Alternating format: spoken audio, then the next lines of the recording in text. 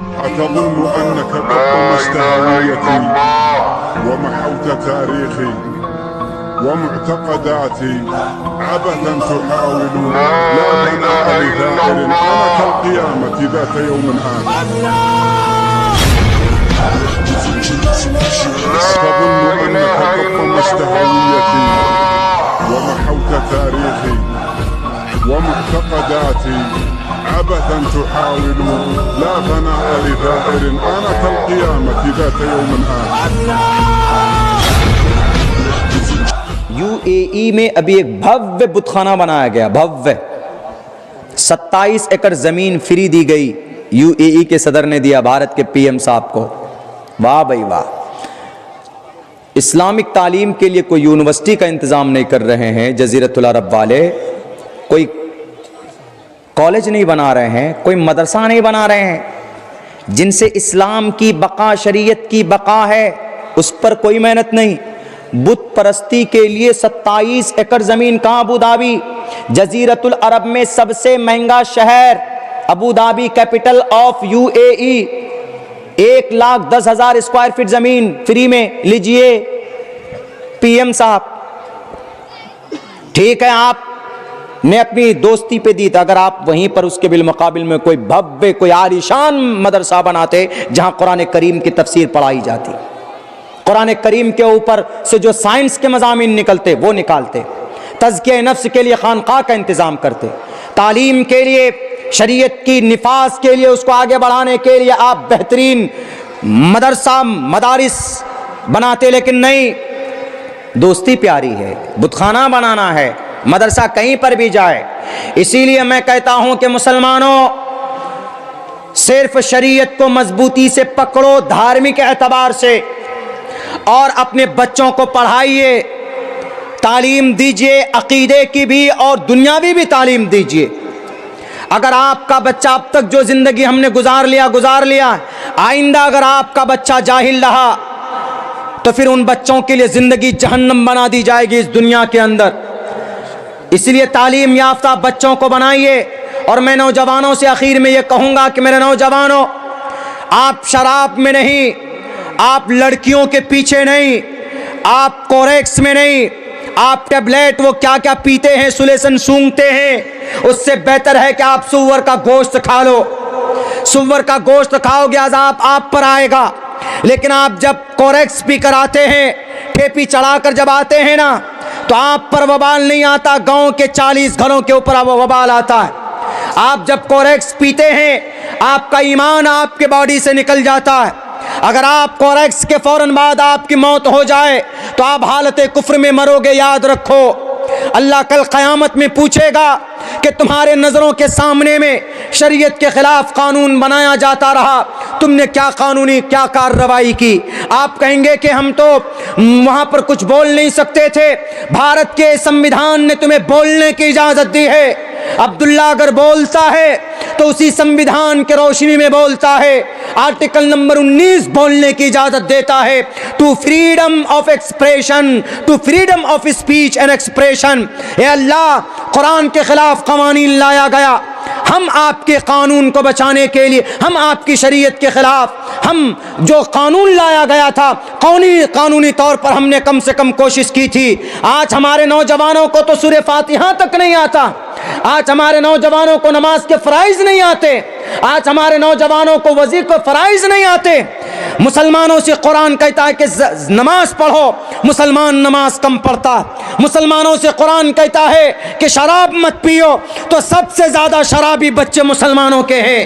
مسلمانوں سے قرآن کہتا ہے کہ غیبت مت کرو، ولا تجسسوا ولا یغتب بعضکم بعضا، سب سے زیادہ چائے کی دکان پہ بیٹھ کر غیبت کرنے والا یہ قوم، چائے کی دکان پہ چائے پیئیں گے، دو آدمی بیٹھ کر ایک دوسرے کے خلاف باتیں شروع کر دیں گے، جبکہ قرآن کہتا ولا یغتب بعضکم بعضا، ایک دوسرے کے خلاف غیبت مت کرو. جب سب کام ہماری شریعت کے خلاف ہوگا تو ہماری مسجدیں شہید کی جائیں گی, اللہ کی مدد نہیں آئے گی.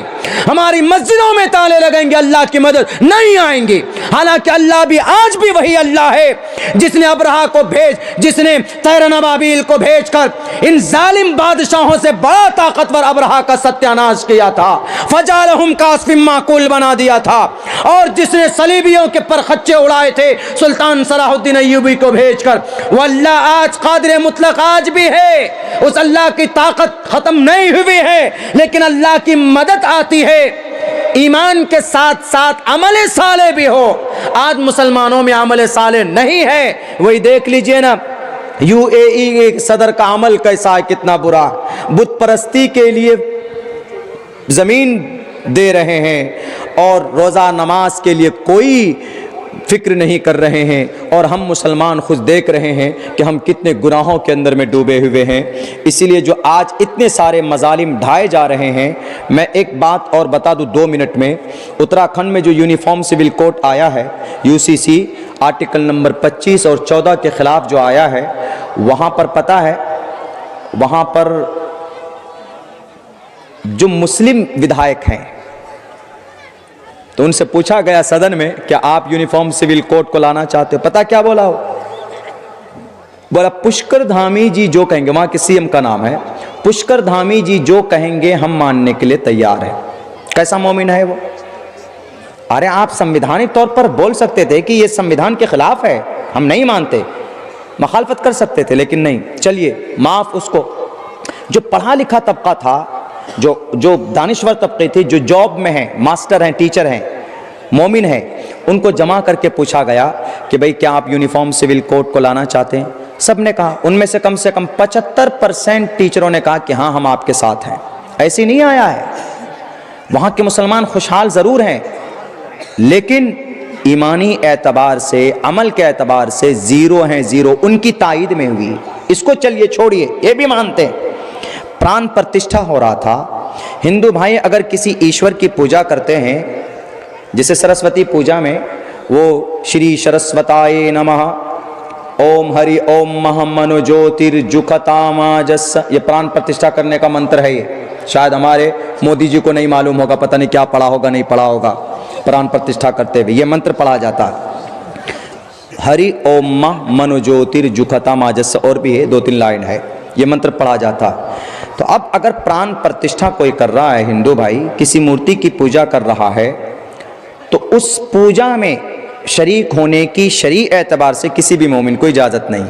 جیسے ہندو بھائی نماز میں شریک نہیں ہو سکتے, حالانکہ یہ مذہبی چیز ہے. پریشانی میں, غم میں, تکلیف میں, دقت میں, لین دین میں شریک ہونا چاہیے. معاملات میں ایک دوسرے کے ساتھ ہونا چاہیے. کوئی غیر مسلم پریشانی کی حالت میں مسلمانوں کو ساتھ دینا چاہیے, کوئی مسلمان پریشان ہے تو کسی غیر کو ساتھ دینا, یعنی سوشل کام میں کوئی کمپرمائز نہیں, مل کر رہنا چاہیے. لیکن جب عقیدے کی بات آئے, عبادت کی بات آئے, تو وہاں معاملہ بدل جاتا ہے. 100 امام کو دعوت نامہ پیش کیا گیا کہ آپ کو پران پرتشٹھا میں آنا ہے, تو آپ کو کیا لگتا ہے کہ کتنے گئے ہوں گے؟ 5 گئے ہوں گے, 10 گئے ہوں گے؟ جناب آپ کو پتا ہونا چاہیے کہ وہاں جب اس محفل میں, اس پران پرتشٹھا میں تقریباً 80 امام پہنچے تھے. تعاونوا علی البر والتقوی ولا تعاونوا علی الاثم والعدوان, کیا معلوم نہیں تھے ہمارے علماء کو؟ تو ہماری منافقت کی وجہ سے اللہ کی مدد رکی ہوئی ہے کہ بھئی جب تم ہی خود لبرل بن رہے ہو, ہم سے کوئی رشتہ ہی نہیں, ہماری مدد کی ضرورت نہیں, تو ہم کاہیں تمہاری مدد کریں؟ ایسا بھی ہو سکتا ہے. اسی لیے مسلمانوں, دنیاوی لیول کے مسلمانوں سے کہنا چاہتا ہوں, اپنے اعمال کو سدھاریے, تبھی کچھ ہو سکتا ہے. نہیں تو آج بہت خطرناک سازشیں عالمی سطح پر تیار کی جا رہی مسلم مائنورٹی کے خلاف, آپ کے عقیدے اور آپ کے قرآن و شریعت کے خلاف. اسی لیے اللہ کی مدد چاہتے ہو تو عمل صالح شرط ہے, ولا تہنوا ولا تحزنوا. ڈرنے کی ضرورت نہیں, گھبرانے کی ضرورت نہیں, ہم مومن ہیں, لیکن اللہ کی مدد ہوتی ہے عمل صالح کے ساتھ. وعد اللہ الذین آمنوا وعملوا الصالحات, صرف مومن نہیں بلکہ عمل صالح کرنے والوں سے اللہ نے مدد کی ہے. لَيَسْتَخْلِفَنَّهُمْ فِي الْأَرْضِ, ہم زمین پر تم کو قیادت دیں گے. اللہ کے نبی کے زمانے سے لے کر 1924 تک اس دھرتی پر مسلمانوں کی حکومت رہی ہے. کہیں نہ کہیں کسی نہ کسی ملک کے اندر ضرور رہی ہے, لیکن پچھلے 100 سال سے یہ قوم غلام بن چکی ہے, یہ چاپلوس بن چکی, شریعت سے رشتہ ہٹ گیا. اسی لیے اس قرآن کو صرف حافظ قرآن کے لیے نہیں, عمل کے لیے بھی پڑھنے کی ضرورت ہے, اپنے سینے سے لگانے کی ضرورت ہے, اپنے بچوں کو پڑھنے پڑھانے کی ضرورت ہے. نوجوان, آپ کے ہاتھ میں موبائل کی جگہ قرآن کریم کے پارے ہونے چاہیے. آپ کے منہ زبان کے اندر شاہ رخ خان کے فلموں کے گانوں کے بجائے قرآن کریم کی آیتوں کی تلاوت ہونی چاہیے. آپ کے ماتھے میں وہ انگریز کٹ بال کے بجائے سر پر ٹوپی ہونی چاہیے. دنیا کو بتاؤ کہ اسلام دنیا کا سب سے بہترین امن پرست مذہب ہے. اسلام کے کسی بھی حکم کے اندر کوئی نہ کوئی اللہ کے نبی اللہ تبارک و تعالیٰ نے حکمت ضرور بتائی ہوئی ہے. ٹوپی پہنتے ہیں, لوگ پوچھتا ہے ٹوپی کیوں پہنتے ہو, آپ کہیں گے کہ سنت ہے. سنت سے بڑھ کر بھی ہے. اس دنیا کے اندر ایک امریکن ڈاکٹر کا ریسرچ ہے, اگر جو ٹوپی پہنے گا اس کو کبھی بھی لو جیسی مہلک بیماری نہیں لگ سکتی ہے. ٹوپی پہننے والے کو, کیوں؟ لو سے بچنے کی سسٹم یہاں پر ہے, اس جگہ پر ہے, اور اس جگہ اگر کوئی ڈھانک کر چلتا ہے گرمی میں تو اس کو لو جیسی مہلک بیماری نہیں لگتی. یہی وجہ ہے کہ گرمی میں لوگ سر پر رومال باندھ کر چلتے ہیں, کیوں؟ تاکہ یہ سسٹم ٹھنڈا رہے. اب دنیا نے ترقی کی ہے, اب دنیا کے اندر میں یہ چیزیں آ رہی ہے. ہمارے نبی تو 1458 سال پہلے بتا کر کے گئے. اسی لیے اس شریعت کو زیادہ سے زیادہ اپنے گھروں کے اندر اس کو رواج دیجئے. اپنی سماج کے اندر میں ہر ایک کو اپنی شریعت سے جڑنے کی دعوت دیجئے. شریعت کے خلاف کوئی کام ہو تو سمجھانے کی کوشش کیجئے. اللہ سے دعا کرتا ہوں اللہ تبارک و تعالی ہم تمام مسلمانوں کو قرآن و سنت کے